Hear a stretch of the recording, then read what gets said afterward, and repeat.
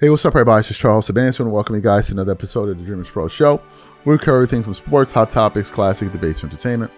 And we'll give you guys a fresh perspective on things and how we see them. And today we got another ridiculous show here for you guys. Before we get into it, please make sure you like the video and sub to the channel. So today we're going to be talking about that damn Nick Wright and his crying ass. But before we get into it, please make sure you like the video and sub to the channel. So Nick Wright is here crying again.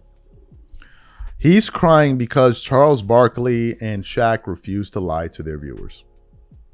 He wants them to be more like him and the rest of the media. Why Charles and Shaq would want to be like Nick Wright is beyond me. Why would they want to be like you, Nick? Why would they want to? Why should they lie to their viewers? Why should they water down the game just because it makes you feel uncomfortable? How about you do your job and let them do their job?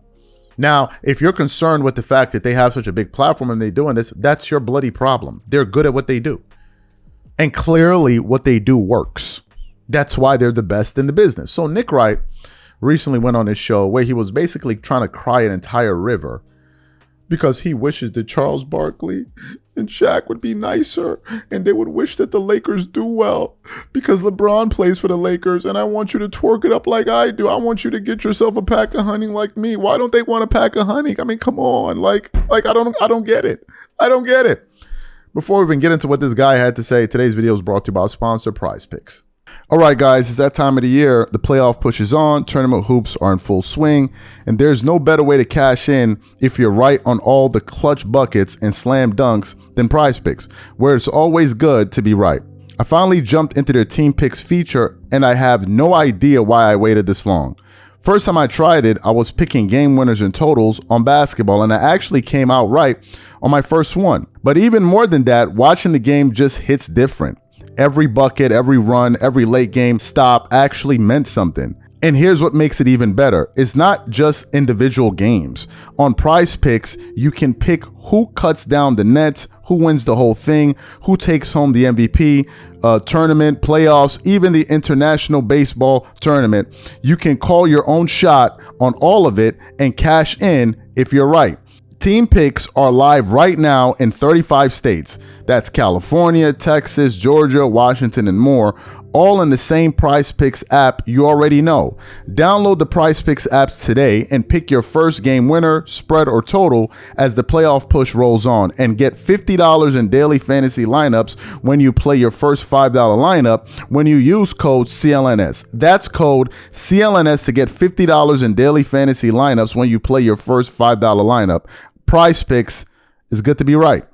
Take a listen to Nick Wright crying all over the table here in front of his son as he's saying this nonsense. Take a listen to Nick Wright here. The reason that is such a great compliment is because that's one of, if not the, it might be the greatest sports TV show ever inside the NBA. It really might be.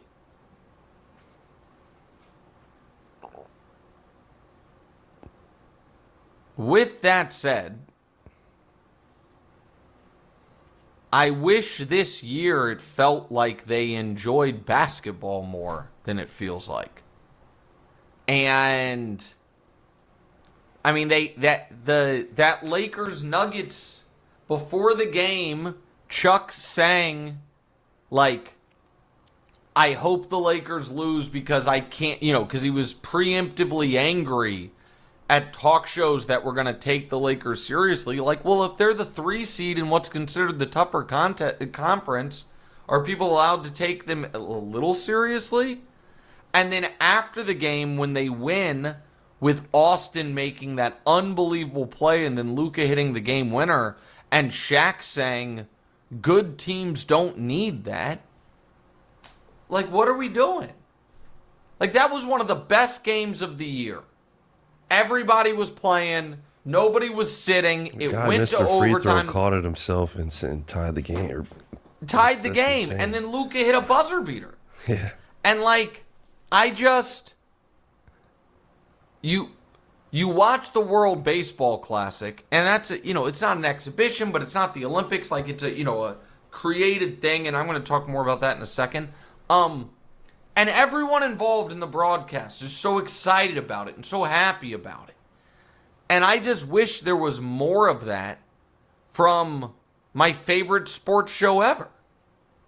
And so I'm not I'm not talking shit, and I don't want this like. We won't clip this and send this out, but it could be. I'm saying it. I will stand by what I'm saying. I would like it to be put in full context, but it's just a bummer when it seems like some of your favorite people to watch don't like what they're watching. And do you think there's like a little bit of?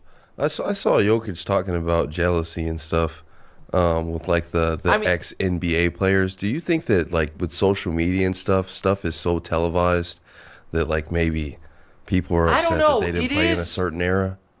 Yeah, it is. You do see more from the NBA than any other sport of the guys ripping the just talking about how their era was the better era. Yeah. Like, you don't see Terry Bradshaw and Howie Long on the Fox NFL pregame being like, none of these guys could cut it in the 70s or 80s. It's not what it is. It's a celebration of the games. So you heard him. He wishes Charles and Shaq would twerk it up like him. Why would they do that, Nick? You want them to lie? You want them to say that these games that we watch that have absolutely no head or tail to them. What do I mean? It's just a 3-point shooting contest, man. There's no defense, and if there ever is defense, it makes headlines. It may be fun to you. It's not fun to everybody else. It may be fun to you. And Nick's only agenda here, his only angle here is because it's the Lakers and it's LeBron. That's all. If LeBron James played on the Pelicans, he wouldn't give a damn about the Lakers and the Lakers being propped up. It's because LeBron, everything always comes back to LeBron James with Nick Wright. Everything. At the core of it all, we did a show about it. Just the other day, he tried to give LeBron James the credit for the Lakers' recent 7-game run. He tried to give him credit for that when they won a 5-game winning streak. And Chris Broussard was like, stop. The credit goes to Austin Reeves and Luka Doncic, although LeBron had a very good game last night. I think he scored over 30 points or something like that and had a lot of dunks throughout the first quarter, first half, or whatever it was. And he played well. But that's what this is all. It always comes back to the same thing. LeBron James with these guys. That's all. Nick's whole focus of basketball is LeBron James and how he can turn every narrative into LeBron is there. That's the whole story with this guy, man. And he's mad at Charles Barkley and Shaq, and he's crying, I wish it would be nice. Why? Why do you want them to lie? Why don't you want them to say it how they see it? Why should they distort their opinions because it makes people like you uncomfortable? If you don't like what they're saying, change the channel, change the station, go somewhere else. It's that simple.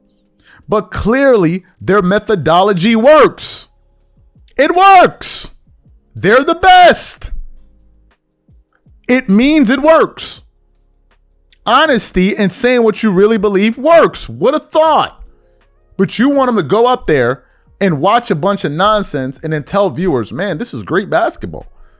I don't know why you guys don't see it the same way. Come on, man, knock it off. Just knock it off with your crying and your whining and your complaining. No one wants to hear it. These are my thoughts. Whatever you guys think, leave your thoughts in the comments and we catch you on the next show. I'm out. Peace.